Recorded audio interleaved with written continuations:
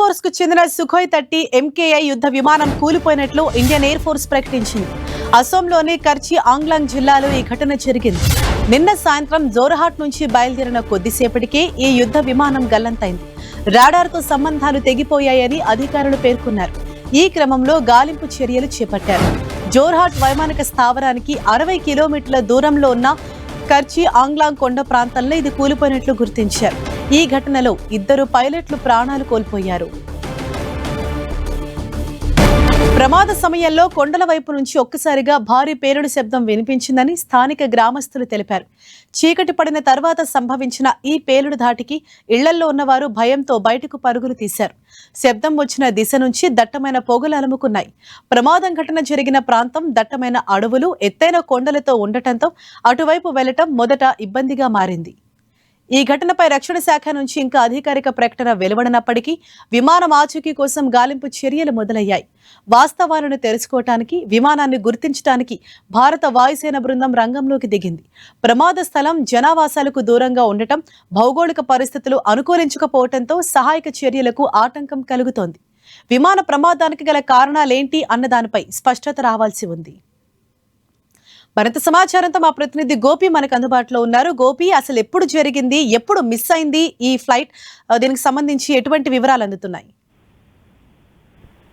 అస్సాంలో ఏదైతే సుఖోయ్ 30 యుద్ధ విమానం కుప్పకూలినట్లు కూడా ఇప్పటికే భారత వాయుసేన నిర్ధారించడం జరిగింది. నిన్న రాత్రి రాడర్ నుంచి పైలట్ జెట్ కు ఈ సంబంధాలు తెగిపోవడము, కార్బీ ఆగ్ జిల్లాలో ఈ యొక్క సుఖోయ్ 30 యుద్ధ విమానం కుప్పకూలినట్టుగా కూడా గుర్తించడం జరిగింది. ఘటనలో 2 పైలట్లు కూడా మృతి చెందినట్టుగా కూడా అధికారులు వెల్లడించడం జరిగింది.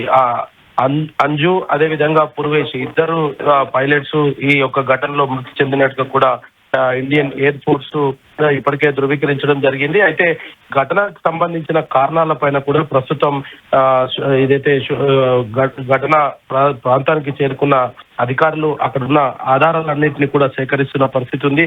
అయితే ప్రమాదానికి గల కారణాల పైన కూడా ఇప్పటికే ఎయిర్ ఫోర్స్ కొంత దర్యాప్తును ప్రారంభించడం జరిగింది. రాడర్ తోటి సంబంధాలు తెగిపోవడమే ఈ ప్రమాదానికి ప్రధాన కారణమా, లేదా ఇంకా ఏదైనా కారణాలు ఉన్నాయన్న దానిపైన కూడా ప్రస్తుతం అధికారులు విచారణ అయితే కొనసాగిస్తున్నారు.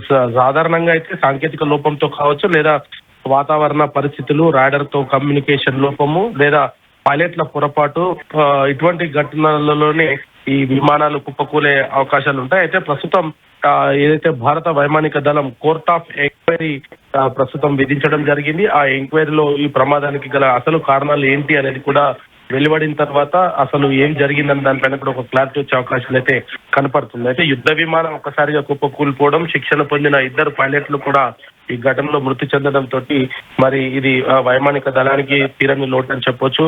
అయితే అస్సాంలో కుప్పకూలిన సమయంలో అంటే జనావాసాలకు దూరంగా ఈ యొక్క ఘటన జరగడంతో అక్కడికి చేరుకోవడము, ఆ ఘటన పైన అంచనా వేయడానికి కొంత సమయం పట్టడం జరిగింది. అయితే ఇంకా పరిశోధన అయితే అక్కడ కొనసాగుతుంది. విమానం కుప్పకూలిపోవడానికి గల కారణాలు, అందులో ఎటువంటి సాంకేతిక లోపం తలెత్తింది, రాడర్ తోటి ఎందుకు కనెక్షన్స్ కట్ అయ్యాయన్న దానిపైన కూడా ప్రస్తుతం అయితే విచారణ కొనసాగుతుంది. పూర్తి వివరాలు ఈ రోజు సాయంత్రం వరకు కూడా తెలిసే అవకాశాలు ఉన్నాయి.